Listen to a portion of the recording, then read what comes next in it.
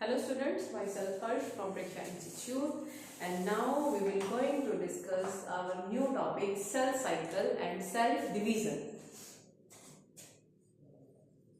Cell cycle and cell division. So what is the cell cycle and cell division?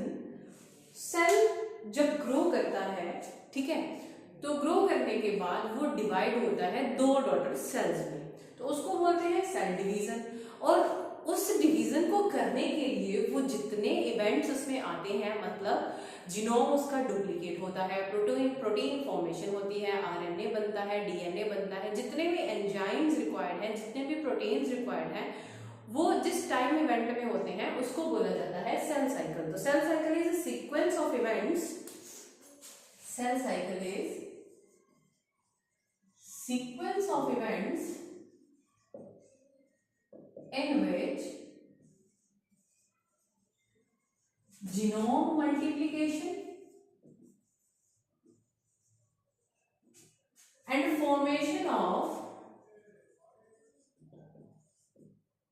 required constituents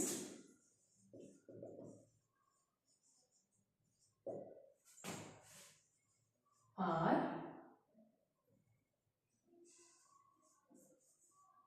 produced और made. ठीक है, तो cell cycle में ये पूरा सीक्वेंस चलता है, मतलब काफी सारे इवेंट्स आते हैं, जैसे जीनोम मल्टीप्लाई हो गया, ठीक है, प्रोटीन फॉर्मेशन हो गई, आरएनए फॉर्मेशन हो गई, जितने एंजाइम्स चाहिए, वो सारी एक्टिविटीज जिस ड्यूरेशन में होती है उस साइकिल को बोलते हैं सेल साइकिल। और सेल डिवीजन जब आपका सेल जो है वो क्या करता है, डिवाइड करता है। अब हर एक सेल के लिए ये जो सेल साइकिल का टाइम है ये क्या है, अलग अलग है। ठीक है, जैसे फॉर एग्जांपल हम ह्यूमन सेल की बात करें तो ह्यूमन सोमैटिक सेल, ठीक है, सोमैटिक सेल क्या होते हैं, जैसे स्किन सेल हो गया, नर्व सेल हो गया, वो चीजें। तो ह्यूमन सोमैटिक सेल डिवाइड करने के लिए लेता है 24 आवर्स। और अगर यीस्ट की बात करेंगे तो यीस्ट हमारी लेती है 90 मिनट एक सेल से दूसरा सेल बनने। क्लियर? तो this is cell cycle and cell division. Cell cycle मतलब सीक्वेंस ऑफ इवेंट्स होंगे बहुत सारे, जिसमें जीनोम मल्टीप्लिकेशन होता है, सिंथेसिस होती है प्रोटीन्स की, डीएनए फॉर्मेशन, डीएनए रेप्लिकेशन होता है, सिंथेसिस होती है प्रोटीन्स की, आरएनए फॉर्मेशन होता है। तो और जितने भी रिक्वायर्ड कॉन्स्टिट्यूएंट्स हैं उस सेल डिवीजन के लिए, वो सारे जिसमें बनते हैं उस प्रोसेस को बोला जाता है सेल साइकिल। अब हर एक ऑर्गेनिज्म के लिए सेल साइकिल की जो टाइम है वो क्या है, अलग अलग है। तो जैसे ह्यूमंस की बात करें तो ह्यूमन का सोमैटिक सेल जो है वो 24 आवर्स लेता है, और यीस्ट की अगर बात करें तो यीस्ट जो है 90 मिनट में सेल को क्या कर देती है, अपने सेल को डिवाइड कर देती है ना। ये जो सेल साइकिल है ना, ये दो स्टेजेस में डिवाइडेड है। Cell cycle is divided into 2 stages. तो 2 स्टेजेस आती हैं, interphase and M phase. M phase को माइटोटिक फेज भी बोल सकते हैं, एंड माइटोटिक फेज भी बोल सकते हैं, एंड मल्टीप्लिकेटिव फेज भी बोल सकते हैं। इंटरफेज को हम बोलते हैं प्रिपरेटरी फेज। तो आपने प्रिपरेटरी फेज बोलते हैं, इसको रेस्टिंग फेज भी बोला जाता है। प्रिपरेटरी फेज मतलब जैसे हमने किसी पार्टी में जाना है, ठीक है, तो किसी पार्टी में जाना तो पहले पार्टी का टाइम है 6 बजे का, और सुबह से लेके तैयारियां होती रहती हैं कि ये कर लो, वो कर लो, ड्रेस प्रेस कर लो जी, मेकअप कर लो जी, है ना। तो वो सारी चीजें, तो वो जो भी सामान हमें रिक्वायर्ड है वो सारा कौन सी फेज में मिलता है, हमें प्रिपरेटरी फेज में। और इसको रेस्टिंग फेज भी बोला जाता है, क्योंकि सेल इसमें डिवाइड नहीं हो रहा, ठीक है, डिवाइड नहीं हो रहा, इसलिए इसको रेस्टिंग फेज बोला जाता है। तो रेस्टिंग फेज मतलब ये मतलब नहीं कि सेल कुछ नहीं कर रहा, रेस्ट कर रहा है, नो, सेल जो है मेटाबॉलिकली एक्टिव है। यहाँ पे आपका सेल जो है मेटाबॉलिकली क्या होता है, एक्टिव होता है। तो this is called interphase. Cell मतलब अगर क्वेश्चन आता है कि क्या सेल यहाँ पे रेस्ट मोड में है, मतलब कुछ नहीं कर रहा, तो नो, सेल जो है रेस्टिंग फेज पे होता है, मतलब डिवाइड नहीं कर रहा, लेकिन वो क्या होता है, मेटाबॉलिकली एक्टिव होता है। क्लियर?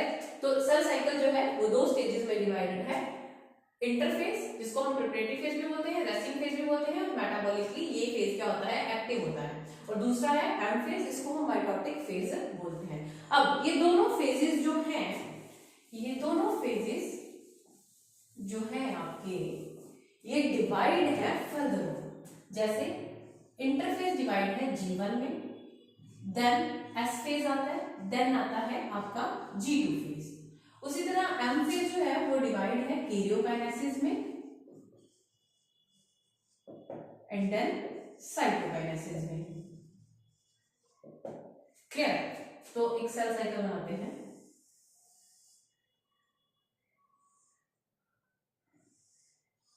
सेल साइकिल डिवाइड है दो स्टेजेस में।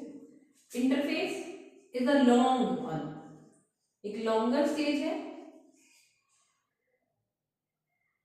लॉन्ग पीरियड के लिए होती है, एंड एम फेज जो है शॉर्ट लेंथ।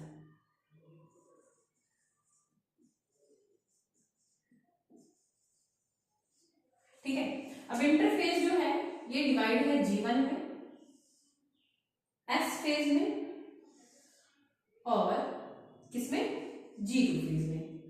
क्लियर? तो इंटरफेज जो है वो डिवाइडेड है G1 फेज में, S फेज में और G2 फेज में, और M फेज आपका डिवाइडेड है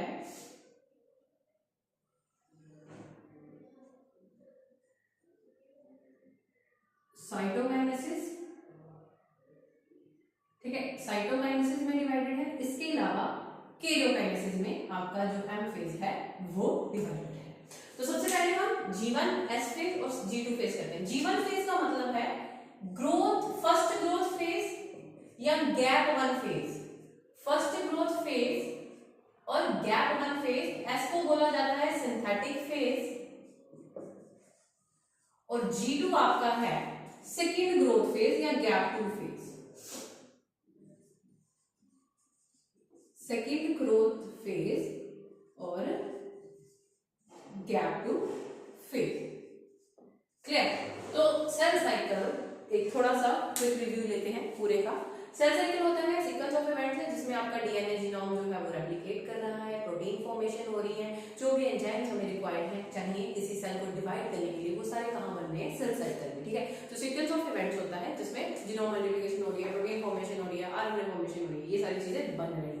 अब ये जो सेल साइकिल है ये हर एक ऑर्गेनिज्म का क्या होता है, इसका टाइम जो होता है डिफर होता है। जैसे ह्यूमंस की बात करेंगे तो 24 आवर्स का होता है सोमैटिक सेल का सेल साइकिल, और जीस्ट की अगर बात करेंगे तो वो होता है 90 मिनट्स का। अब ये जो सेल साइकिल है आपका, ये दो स्टेजेस में डिवाइडेड है। दो स्टेजेस कौन सी है, this is interphase and M phase. Interphase जो होती है वो ज्यादा टाइम लेती है और एम फेज जो है वो कम टाइम लेती है। कम टाइम मतलब शॉर्ट ड्यूरेशन की होती है और ये लॉन्ग ड्यूरेशन की होती है। जैसे ह्यूमन सेल की बात करेंगे तो ह्यूमन सेल में ये जो इंटरफेज है आपका, ये 95% टाइम लेता है। ठीक है, और ये जो एम फेज है ये 5% टाइम लेता है। मतलब अगर 24 घंटे का हमारा ह्यूमन सेल जो है सेल साइकिल डिवाइड करने में ले रहा है टाइम, तो 23 घंटे वो किस में रहेगा, रेस्टिंग फेज में, प्रिपरेटरी फेज में और इंटरफेज में, और 1 घंटे में सेल जो है वो डिवाइड होके 2 डॉटर सेल बना देंगे।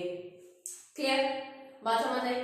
नाउ इंटरफेज जो है वो फर्दर डिवाइड है 3 फेजेस में। एक है G1 फेज, एक है S फेज और एक है G2 phase.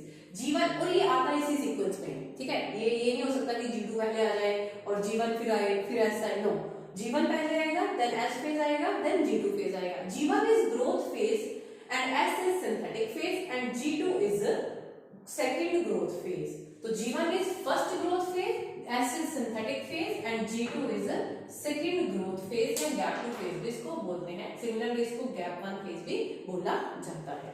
Clear? Now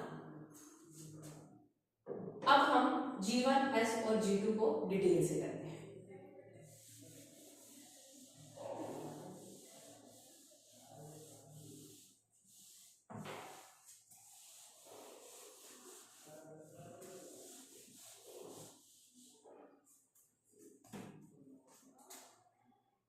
Now, first phase is your G1 phase. G1 phase में क्या होता है, सेल में जितने भी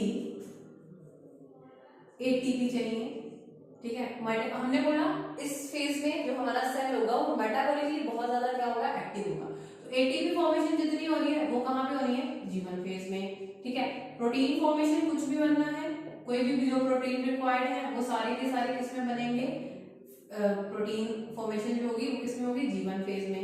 इसके अलावा ऑर्गेनेलिज, ठीक है, maximum of organelles except semi autonomous organelles, ठीक है। ऑर्गेनेलिज डुप्लीकेट स्टार्टिंग हो जाती है इस स्टेज में, ठीक है। ऑर्गेनेलिज जो है वो डुप्लीकेट करना शुरू हो जाती है इसी स्टेज में। इसके अलावा आपके न्यूक्लियोटाइड फॉर्मेशन होनी है तो वो सारी किस पे होगी, यहाँ पे। Cell organelle duplicate, nucleotide formation वो किसमें हो रही है, वो भी इसी G1 फेज में हो रही है, क्लियर। तो G1 फेज में जितने भी रिक्वायर्ड प्रोटीन्स हैं, जितने भी आपके न्यूक्लियोटाइड हैं, सेल ऑर्गेनेलिज हैं, अमीनो एसिड फॉर्मेशन है, वो सारा का सारा आपका किसमें जा रहा है, G1 फेज में सेल ने बनाना शुरू कर देना है, क्लियर। और सेल आपका क्या होगा, यहाँ पे डिवीजन की ओर जाना शुरू हो जाएगा, मतलब सेल जो है वो अपने आप को प्रिपेयर करना शुरू हो जाएगा सेल डिवीजन के लिए। नाउ नेक्स्ट है आपका phase S phase, G1 phase हो गया, क्लियर। नाउ है आपका S phase. S is synthetic phase. S का क्या मतलब है, सिंथेटिक फेज। तो एस का मतलब है, यहाँ पे नाम से क्लियर है, सिंथेटिक फेज होता है। तो सिंथेटिक फेज का मतलब है कि कुछ ना कुछ यहाँ पे नया सिंथेसिस होगा। सिंथेसिस नया क्या होना चाहिए, सेल है, सेल के अंदर न्यूक्लियस है, न्यूक्लियस के अंदर आपने देखे हुए हैं क्रोमेटिन फाइबर्स हैं। तो ये जो क्रोमेटिन फाइबर्स हैं इनकी क्या होती है, डबलिंग होती है, रेप्लिकेशन होती है। तो वो कहाँ पे हो रही है, एस फेज पे, ठीक है। रेप्लिकेशन ऑफ डीएनए जीनोम होता है आपका किसमें, एस फेज में, ठीक है। दूसरा क्रोमेटिन थ्रेड जो है वो डबलिंग कर देते हैं, ऑब्वियस सी बात है, रेप्लिकेशन हो रही है। तो ये जो सेल है ये क्या करेगा, इस तरह से इसके जो क्रोमेटिन है वो क्या हो जाएंगे, डबलिंग हो जाएगी, क्या हो जाएगी, डबलिंग हो जाएगी। लेकिन रहेगा ये डिप्लॉयड ही, 2n है तो 2n ही रहेगा।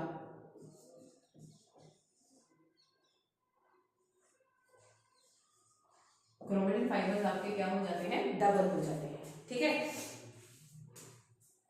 यहां क्रोमेटिन फाइबर सिंगल क्रोमेटिन के थे, तो यहां पे क्या है आपका 46 क्रोमोसोम्स हैं विद सिंगल क्रोमेटिन, और यहां पे 46 chromosome with double chromatin, clear, getting my point. कि हुआ क्या, रेप्लिकेशन हुआ डीएनए का, और जो हमारा न्यूक्लियस का, सेल का न्यूक्लियस था वो पहले सिंगल क्रोमेटिन थे, थ्रेड लाइक स्ट्रक्चर थे, वो क्या हो जाते हैं, डबल हो जाते हैं। लेकिन नंबर ऑफ क्रोमोसोम क्या है, सेम रहता है, नंबर ऑफ क्रोमोसोम क्या है, सेम रहता है, क्लियर। तो ये है आपका सिंथेटिकल फेज, क्लियर, समझ आ गई बात। यहां पे एक तो ये रेप्लिकेशन ऑफ डीएनए हो रहा है, क्रोमेटिन फाइबर डबल हो रहे हैं, सेंट्रियोल डुप्लीकेट, सेंट्रियोल भी दो बन जाते हैं, सेंट्रियोल डुप्लीकेट, सेंट्रियोल भी दो बन जाते हैं, और यहाँ पे हिस्टोन प्रोटीन भी बननी शुरू हो जाती है, histone protein synthesize. Histone protein कहाँ चाहिए होती है बेटा, ये चाहिए होती है डीएनए की पैकेजिंग में, ठीक है। तो डीएनए की पैकेजिंग में ये चाहिए होती है, वो भी किस फेज में बनती है, एस फेज में। तो एस फेज क्या है, सिंथेटिक फेज, मतलब कुछ नया बनेगा। नया क्या बनेगा, आपका डीएनए डुप्लीकेट करेगा, मतलब रेप्लिकेट करेगा, क्रोमेटिन फाइबर जो है वो भी डबल हो जाएंगे, सेंट्रियोल आपका डबल हो जाएगा, और हिस्टोन प्रोटीन यहाँ पे बन जाएंगे। तो this is synthetic phase, clear. Next phase है आपका G2 फेज। नेक्स्ट फेज है आपका G2 फेज।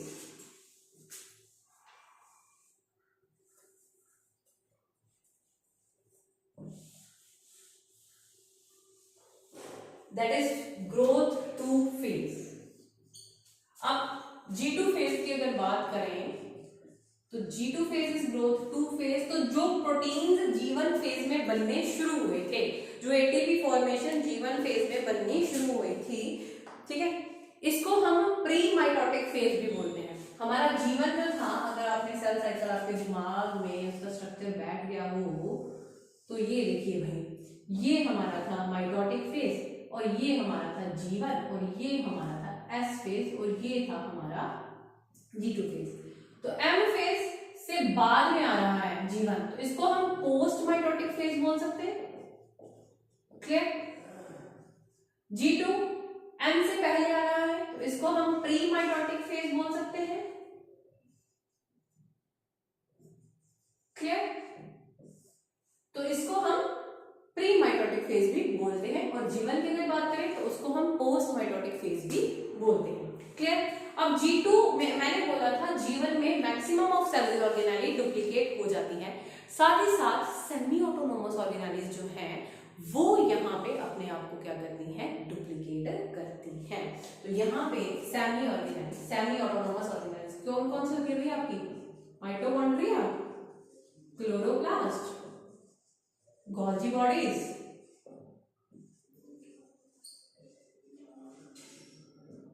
डुप्लीकेट। तो G2 फेज में वो बन जाती है, मतलब डबल हो जाती है। देन आरएनए फॉर्मेशन या प्रोटीन फॉर्मेशन जो जीवन पे होनी स्टार्ट हो गई थी, यहां पे वो क्या हो जाती है, कंप्लीट हो जाती है।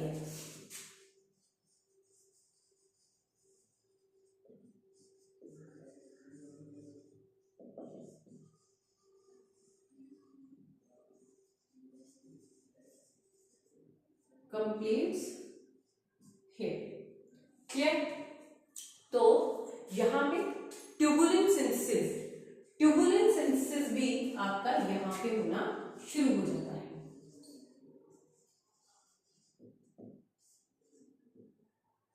तो ये कहां पे है सारा तामझाम, कहां पे हो रहा है? G2 फेज में, जिसको हम प्री माइटोटिक फेज भी बोलते हैं। क्लियर? तो नाउ एक क्विक रिव्यू लेते हैं इंटरफेज का। इंटरफेज में हमने पढ़ा, इंटरफेज कौन सी स्टेज है हमारी? रेस्टिंग फेज है, प्रिपरेटरी फेज है, मतलब जब सेल ने डिवाइड करना है तो डिवाइड होने से पहले हमने दो डॉटर सेल बनाने हैं, उनको जो भी सामान चाहिए वो सारा सामान किस फेज में बन रहा है?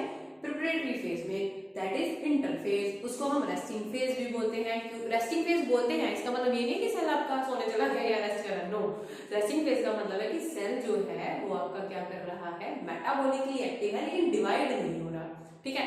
तो इंटरफेज आपका जो है वो 3 स्टेजेस में आपने देखा डिवाइड था। G1 phase, first growth phase, post mitotic phase, ठीक है, और गैप फेज बोलते हैं। Then S phase, synthetic phase, and then आपका G2 फेज। अब G1 फेज की बात करेंगे तो जो भी आरएनए हमें चाहिए, जो भी प्रोटीन हमें चाहिए, जितनी भी एटीपी एनर्जी हमें चाहिए, वो सारे जितने भी सेल ऑर्गेनेलिज होते हैं सेल के, सेमी ऑटोनोमस सेल ऑर्गेनेलिज को छोड़ के, वो सारे के सारे जो हैं इस G1 फेज में अपने आप को डुप्लीकेट करना शुरू कर देते हैं। एटीपी फॉर्मेशन यहाँ हो रही है, आरएनए फॉर्मेशन यहाँ हो रही है, अमाइनो एसिड यहाँ बन रहे हैं, प्रोटीन फॉर्मेशन यहाँ हो रही है G1 फेज में। Clear? Now second phase cell जो है देन आपका सेकंड फेज में एंटर करता है, दैट इज सिंथेटिक फेज। अब सिंथेटिक फेज में क्या होगा, आपका डीएनए डुप्लीकेट होगा, that is replication of DNA कहाँ हो रही है? सिंथेटिक फेज में हो रही है। इसके अलावा आपके सेंट्रियोल डुप्लीकेट कर रहे हैं, ठीक है, क्रोमेटिन जो है वो डबल हो रहे हैं, नंबर ऑफ क्रोमोसोम सेम रहेगा लेकिन क्रोमेटिन फाइबर में डबलिंग हो जाएगी। ठीक है, नंबर ऑफ क्रोमोसोम क्या होगा? सेम रहेगा। ये सारा कुछ कहां पे हो रहा है? सिंथेटिक फेज में हो रहा है। देन सेल एंटर करता है G2 फेज में। G2 फेज को हम प्री माइटोटिक फेज भी बोलते हैं, ठीक है, गैप 2 फेज भी बोलते हैं, सेकंड ग्रोथ फेज भी हम इसको बोलते हैं। नाउ प्री माइटोटिक फेज में मतलब G2 फेज में हो क्या रहा है, जो काम G1 फेज में शुरू हुआ था, आरएनए बनने शुरू हुए थे, प्रोटीन बनने शुरू हुए थे, वो सारे के सारे यहाँ पे आके कंप्लीट हो जाते हैं। क्लियर? यहाँ पे आके क्या हो जाते हैं? कंप्लीट हो जाते हैं। ट्यूबुलिन आपका यहाँ बनना शुरू हो जाता है, ठीक है, और जितने भी सेमी ऑटोनोमस ऑर्गेनेलिज थे वो यहाँ पे क्या कर जाते हैं? डुप्लीकेसी वो भी शो कर देते हैं। तो this was your G1, S and G2 phase. इतना समझ आया? ठीक है, सो बाकी नेक्स्ट फेज जो है दैट इज M फेज, वो हम अपने नेक्स्ट वीडियो में करेंगे। तब तक आप इसको रिवाइज करेंगे, तभी आपको नेक्स्ट वीडियो समझ आ जाएगी। ओके जी, थैंक यू स्टूडेंट्स।